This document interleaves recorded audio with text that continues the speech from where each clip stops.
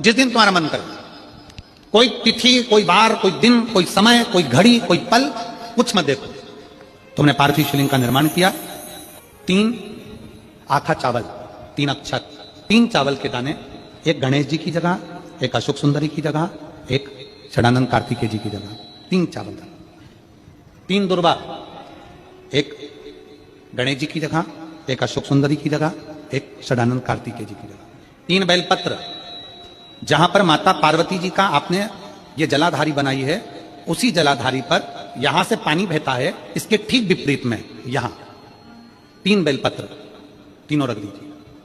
और छोटा सा कलश हो या बड़ा सा कलश हो, 3 लोटा जल यहां बैठकर, जहां पर आपने बेलपत्ती रखी है उसी के वहीं पर बैठकर इस शिवलिंग पर 3 लोटा जल धीरे धीरे अपने मन की कामना कर कर, बाबा आज मैं दुखी हूं, बाबा मुझे ये तकलीफ है, बाबा मेरे बच्चे ये काम में गए हैं, बाबा ऐसा है, 3 लोटा जल बाबा को धीरे धीरे अपने भाव कहकर, फिर तुम्हारे पास में जो पूजन का सामान हो वो चढ़ाकर बाबा की आरती कर कर दिया लगा दो। जब दिया ठंडा हो जाए उस शिवलिंग का विसर्जन कर दो।